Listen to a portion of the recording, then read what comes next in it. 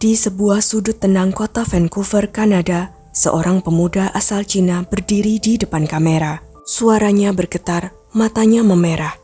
Ia memohon, memelas, agar siapapun yang melihat ibunya segera bisa menghubungi polisi. Ia berkata, "Aku tidak akan menyerah sampai menemukannya." Tapi siapa sangka, di balik wajah sedih itu tersembunyi rahasia kelam yang tidak bisa dibayangkan siapapun. Ini adalah sebuah kisah tentang amarah, dendam, dan cinta yang berubah menjadi kebencian. Tentang seorang anak yang akhirnya memutuskan untuk lepas dari penderitaannya dengan cara yang paling keji. Bagaimana kisah lengkapnya? Sebelumnya silakan subscribe dulu channel ini serta nyalakan loncengnya untuk mengetahui kasus-kasus kriminal yang terjadi di berbagai negara. Sepasang suami istri datang dari Cina untuk liburan singkat dan mendatangi anak semata wayang mereka yang sedang kuliah di Vancouver. Namun 2 minggu kemudian, tepat ketika mereka seharusnya terbang pulang ke Cina, sang ibu tiba-tiba menghilang tanpa jejak. Saat penyelidikan, rahasia mengerikan mulai terkuak. Koper yang mengapung, bercak darah di dinding, dan operasi penyamaran polisi. Semua itu menjadi awal dari terbongkarnya sebuah kisah keluarga yang tragis. Kejadian bermula pada 8 Juni 2012. Polisi Vancouver menerima telepon dari seorang pemuda asal Cina dengan kisah yang sulit dipercaya. Ia mengaku pagi sebelumnya menjemput orang tuanya dari sebuah guest house di blok 3700 Kilby Court dengan rencana mengantar mereka ke bandara. Ibunya mengatakan ia hanya akan pergi membeli sesuatu di dekat situ, namun kemudian menghilang begitu saja. Penelepon itu adalah Tang Yuanxi dengan nama Inggris Will. Will Tang berusia 25 tahun. Ia telah tinggal di Kanada selama 6 tahun dan sempat bersekolah di Sportshaw College. Kedua orang tuanya tiba di Vancouver 2 minggu sebelumnya dan dijadwalkan pulang ke Cina pada pukul 15 tanggal 7 Juni. Namun tepat sebelum keberangkatan, ibunya, Guo Liangjie, lenyap. Awalnya, Will dan ayahnya mengira mungkin ibunya pergi ke bandara sendiri. Saat ayahnya melakukan check-in, mereka menyadari ibunya tidak kunjung datang. Mereka memeriksa terminal dan toko-toko sekitar, tetapi tidak menemukan apa-apa. Dengan waktu boarding yang makin dekat dan ayahnya, Mr. Tang, bingung harus berbuat apa, Will menyarankan agar sang ayah tetap naik pesawat pulang sementara ia melanjutkan pencarian. Will berjanji begitu ibunya ditemukan, ibunya bisa naik penerbangan berikutnya kembali ke Cina. Mr. Tang naik pesawat dan sesampainya di tujuan langsung menelepon untuk memeriksa keadaan. Saat mengetahui istrinya masih hilang, ia mendesak Will untuk melapor ke polisi. Ia juga menghubungi otoritas setempat, meminta bantuan konsulat Cina di Vancouver dan memesan tiket penerbangan kembali ke Kanada. Polisi memeriksa keterangan Will dan ayahnya, lalu mengetahui bahwa Guo Liangjie berusia 47 tahun dengan tinggi sekitar 163 cm, memakai atasan biru dan celana jeans. Ia pernah menjalani operasi tulang belakang dengan beberapa sekrup ditanam di punggungnya. Ketika ditanya soal musuh, hutang, atau masalah kesehatan mental, keduanya menjawab tidak ada. Awalnya, polisi menduga Guo mungkin berencana tinggal di Kanada secara ilegal, tapi paspornya dan pakaiannya masih ada di guest house. Ia membawa sangat sedikit uang tunai dan tidak bisa berbahasa Inggris. Sang suami dengan cepat kembali ke Kanada dan berusaha keras mencari, sehingga teori itu terasa tidak mungkin. Sekitar 10 hari setelah hilangnya Guo, polisi Vancouver secara resmi membuka kasus orang hilang. Pada hari yang sama, Will menyusuri jalan bersama ayahnya, membawa foto ibunya dan tidak henti-hentinya menanyai orang-orang. Suara mereka serak dan mereka menempelkan puluhan pamflet orang hilang di sekitar lingkungan. Kemudian didampingi oleh polisi, mereka menggelar konferensi pers di mana Will berjanji di depan kamera bahwa ia tidak akan pernah berhenti mencari ibunya. Semua yang hadir sangat tersentuh. Mr. Tang awalnya curiga kasus penculikan, namun 1 bulan berlalu tanpa ada permintaan tebusan. Polisi menemukan bahwa orang terakhir yang melihat Guo adalah Will, tetapi pernyataannya penuh kontradiksi. Bahasa Inggrisnya terbatas, sehingga komunikasinya menjadi sulit. Awalnya, ia mengaku mengemudi untuk menjemput orang tuanya ke bandara. Lalu ia berkata, ia pergi mengajak ibunya sarapan. Pertama, ia bersikeras bahwa hanya ibunya yang ada di guest house. Kemudian mengakui bahwa ayahnya juga ada di sana. Saat didesak soal inkonsistensi ini, ia menjelaskan bahwa ia tidak mengerti pertanyaannya. Polisi lalu mengetahui bahwa penghuni lain di guest house itu juga memakai nama belakang Tang, dan penghuni itu tidak lain adalah Will sendiri. Ketika melapor ibunya hilang, ia tidak pernah menyebut bahwa ia menginap di kamar sebelah. Dihadapkan oleh polisi, ia santai menjelaskan bahwa apartemennya jauh, jadi ia menyewa kamar di rumah guest house itu juga. Ditanya kenapa tidak menyebutkan lebih dulu, ia mengangkat bahu dan berkata, "Anda tidak menanyakannya kepada saya." Polisi memeriksa kamar guest house tempat Will menginap. Noda darah menutupi langit-langit, dinding, meja samping di tempat tidur, lemari, dan di bawah kasur. Beberapa bercak sudah mengering sejak lama. Semua sampel dikirim untuk diuji. Penyelidik juga menemukan apartemen Will di kota tidak jauh dari guest house. Ia tidak tinggal sendiri, ada teman sekamar, seorang wanita Asia yang kemungkinan pacarnya. Will menolak memberi izin polisi masuk. Tanpa bukti kuat, tidak ada surat perintah yang bisa dikeluarkan. 53 hari setelah Guo menghilang, muncul petunjuk baru. Pada 29 Juli, seorang pemancing di lepas pantai Harwood Island, sebelah barat Powell River, melihat sebuah koper mengapung mencurigakan dan melapor. Di dalamnya ditemukan seorang mayat perempuan yang sudah sangat membusuk. Awalnya diidentifikasi sebagai perempuan Asia paruh baya. Pakaian pada mayat itu cocok dengan pakaian Guo. Otopsi mengkonfirmasi identitasnya. 5 sekrup di punggungnya cocok dengan riwayat operasi tulang belakang yang pernah ia jalani. Tengkoraknya menunjukkan beberapa bekas benturan dan lubang yang konsisten dengan trauma benda tumpul. Hilangnya Guo dengan cepat berubah menjadi penyelidikan pembunuhan. Baik Will maupun ayahnya, Mr. Tang, dianggap sebagai tersangka. Polisi merahasiakan temuan ini dan menyiapkan operasi penyamaran. Seminggu kemudian, seorang petugas penyamaran berbahasa Kanton menelepon nomor yang ditinggalkan Will di pamflet orang hilang. Mereka berjanji bertemu di sebuah gerai Starbucks. Petugas itu mengatakan ia punya petunjuk. Saat memancing dengan temannya, mereka melihat sebuah koper mengambang di air.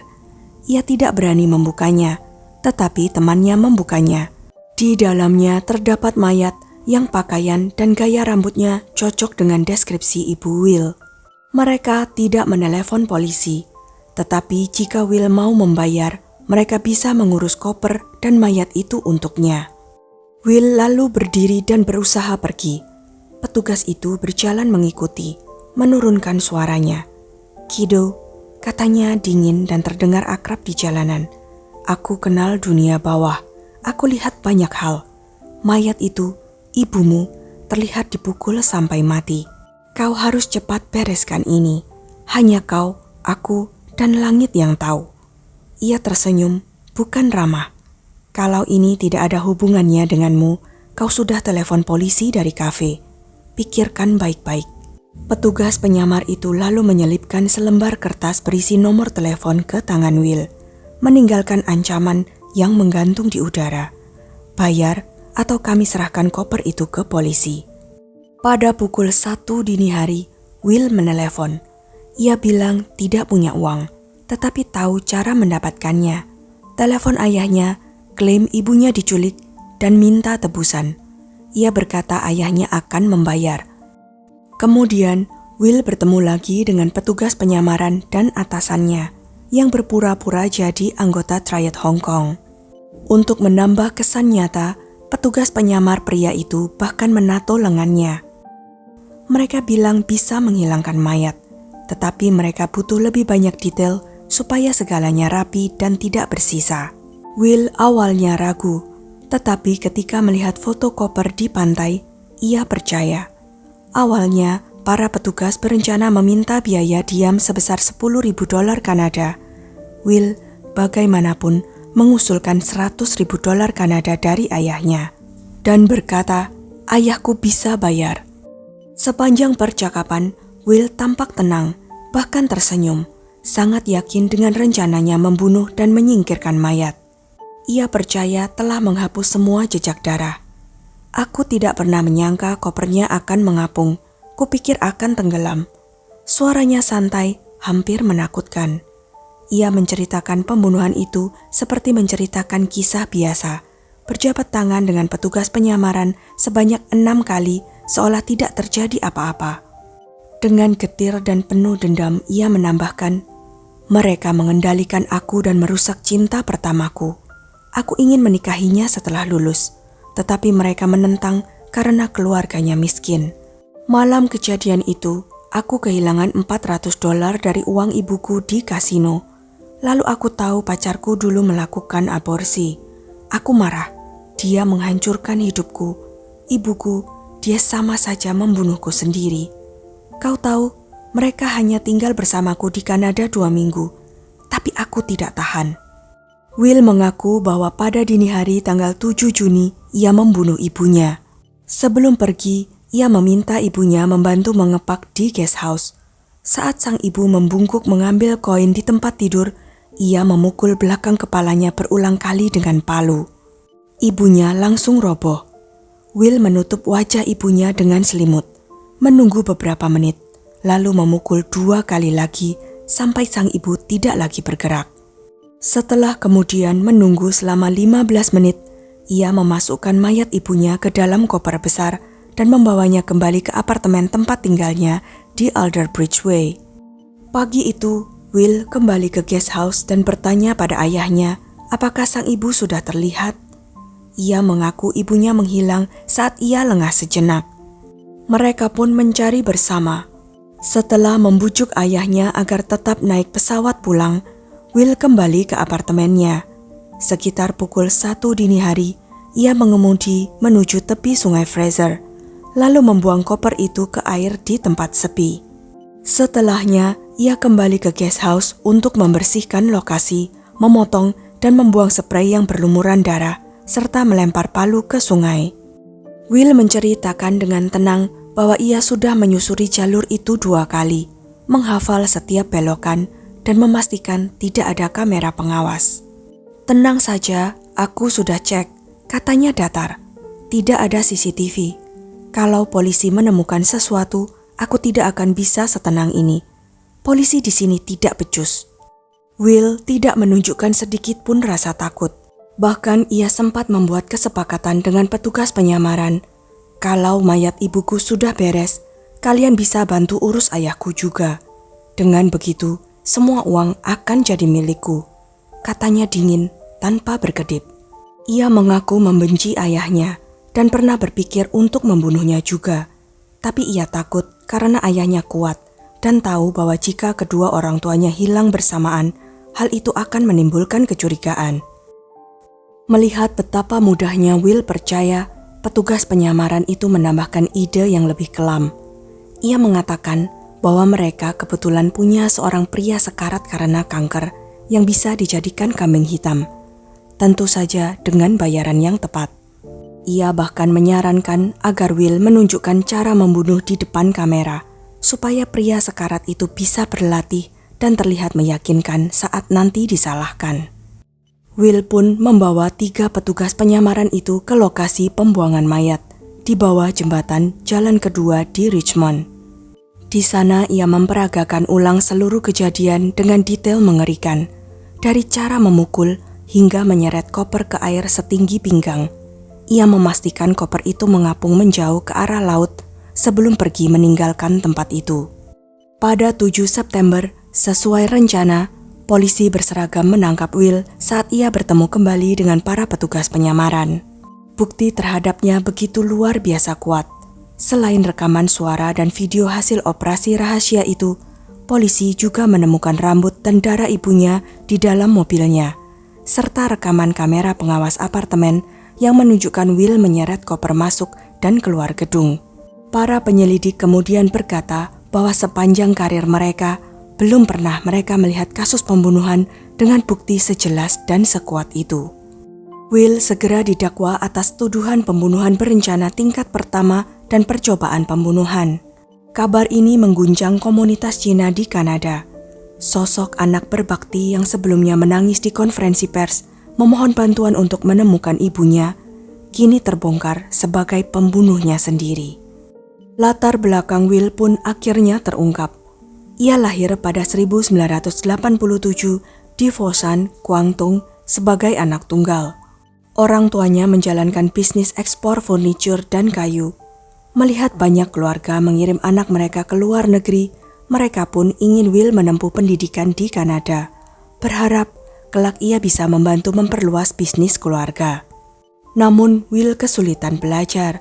Setelah bertahun-tahun mengikuti kursus bahasa di Kanada, ia akhirnya diterima di universitas, meskipun jarang hadir di kelas. Dengan orang tua jauh di Cina, ia menghabiskan banyak waktu berjudi dan hanya bekerja paruh waktu di restoran Cina ketika uangnya habis.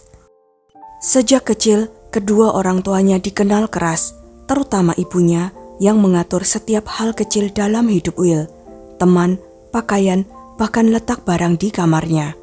Setiap kegagalan di sekolah selalu dibalas dengan hukuman berat.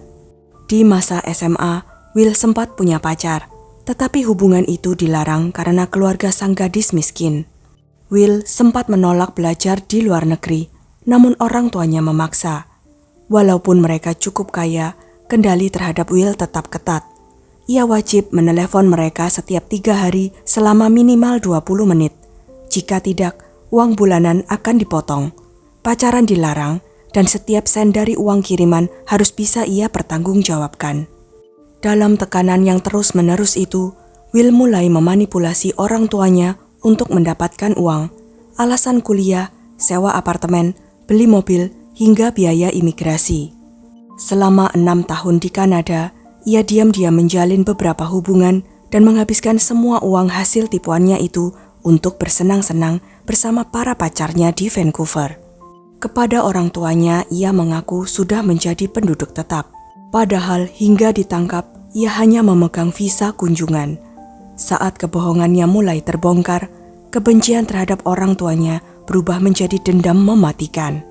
Ketika Will menghadapi tuntutan hukum, ayahnya Mr. Tang turun tangan. Ia menyewa 3 pengacara untuk membela Will agar terbebas dari tuduhan. Dan kepada media, ia mengatakan bahwa pernikahannya dengan Guo sebenarnya sudah hancur sejak lama. Hanya tinggal status di atas kertas. Ia menggambarkan Guo sebagai sosok yang terlalu mengontrol hingga membuatnya lelah dan akhirnya berselingkuh. Karena tidak mampu lagi mengendalikan suaminya, Guo memusatkan seluruh perhatian dan kontrolnya pada anak mereka, mengatur setiap aspek kehidupan Will. Itulah sebabnya, kata Mr. Tang, ia tidak menyadari apapun saat Guo menghilang. Mereka sudah lama hidup terpisah, dan saat di Kanada, Guo tinggal di guest house bersama Will. Mr. Tang ingin publik, terutama juri, memahami bahwa Will tumbuh di lingkungan yang penuh tekanan, dikendalikan oleh ibu yang keras dan mengekang, hingga kehilangan kendali atas dirinya sendiri. Namun serangkaian evaluasi psikologis kemudian memastikan bahwa kondisi mental Will sepenuhnya normal. Ia sadar penuh atas apa yang ia lakukan. Melihat operasi penyamaran pertama berjalan sukses, polisi kembali menempatkan 1 petugas berbahasa Kanton di dalam penjara untuk berinteraksi dengan Will, berpura-pura sebagai bagian dari jaringan yang sama. Lagi-lagi, Will tertipu. Ia mengaku tidak merasa menyesal telah membunuh ibunya. Baginya, kematian sang ibu adalah satu-satunya jalan menuju kebebasan. Ia juga menjelaskan bahwa ia sengaja menunggu orang tuanya datang ke Kanada karena negara itu tidak memiliki hukuman mati. Dan katanya dengan sinis, polisinya lebih bodoh daripada di Cina. 3 tahun setelah pembunuhan itu, pada September 2015, persidangan akhirnya dimulai. Ayahnya menyewa Troy Anderson, pengacara terkenal di Kanada yang berpengalaman menangani kasus jebakan polisi dan bukti ilegal. Saat jeda sidang, Mr. Tang sempat melintas di depan bangku terdakwa, tersenyum dan memberi jempol pada putranya. Will bertanya apakah ayahnya sudah makan. Mr. Tang mengangguk dan menyuruhnya agar menjaga tubuhnya tetap hangat. Tak lama kemudian, pengadilan memutar rekaman operasi penyamaran yang memperdengarkan rencana Will untuk membunuh ayahnya. Bukti itu begitu mengejutkan, hingga Mr. Tang harus beberapa kali keluar ruang sidang karena tidak sanggup menontonnya. Dalam persidangan, Will menggambarkan orang tuanya sebagai sosok yang sangat keras. Saat kecil, kebohongan kecil saja bisa membuatnya dipukuli dengan kemucing atau bahkan kunci pas. Bukannya membuat jera, hukuman itu justru membuatnya semakin lihai berbohong. Will berkata, pada hari kejadian, ibunya menemukan struk sewa mobil dan menyadari bahwa uang yang seharusnya digunakan membeli mobil justru dipakai untuk menyewa kendaraan. Will mengaku pembunuhan itu terjadi spontan, bukan direncanakan. Namun anehnya, palu itu sudah disiapkan sebelumnya. Beberapa orang kemudian meragukan klaim itu. Bagaimana mungkin ibunya yang tidak bisa berbahasa Inggris bisa memahami isi struk penyewaan mobil tersebut? Mr. Tang bersaksi bahwa Will sering berkata tinggal di Kanada terasa seperti hukuman penjara. Meskipun akhirnya ia luluh dan mengizinkan Will pulang, Guo menolak. Ia menuntut Will tetap di Kanada untuk menjaga statusnya, atau pulang hanya jika bersedia menikah dengan gadis pilihannya. Dengan mata berkaca-kaca, Mr. Tang mengaku bahwa keputusannya mengirim Will ke luar negeri meninggalkan penyesalan mendalam. Ia merasa turut bertanggung jawab atas tragedi itu. Ia menutup kesaksiannya dengan harapan bahwa dimanapun arwah istrinya berada, ia bisa memahami isi hatinya. Akhirnya, juri menyatakan Will Tang bersalah atas pembunuhan tingkat 2. Jaksa menuntut hukuman antara 10 hingga 25 tahun, dan pengadilan menjatuhkan vonis penjara seumur hidup tanpa kemungkinan pembebasan bersyarat selama 17 tahun. Baik jaksa maupun tim pembela menerima putusan tersebut. Para wartawan mencatat bahwa Will bahkan sempat tersenyum saat meninggalkan ruang sidang. Kini setelah 13 tahun mendekam di balik jeruji, kemampuan bahasa Inggris Will sudah meningkat pesat. Dalam beberapa tahun lagi, ia akan memenuhi syarat untuk mengajukan pembebasan bersyarat. Tidak ada yang tahu apakah ia benar-benar menyesal atau hanya menunggu hari ketika ia bisa kembali berjalan bebas di dunia luar. Ia pernah memiliki kesempatan untuk memperbaiki hidupnya, tetapi yang ia pilih justru jalan paling gelap, jalan yang menenggelamkan cinta, menghancurkan keluarga, dan menghapus nama ibunya dari dunia. Pada akhirnya, kisah ini bukan hanya tentang pembunuhan, tetapi tentang betapa tipisnya batas antara kasih dan kebencian, antara kendali dan kehancuran. Dan mungkin tragedi Will Tang akan selamanya menjadi pengingat bahwa kadang musuh paling berbahaya adalah darah daging kita sendiri.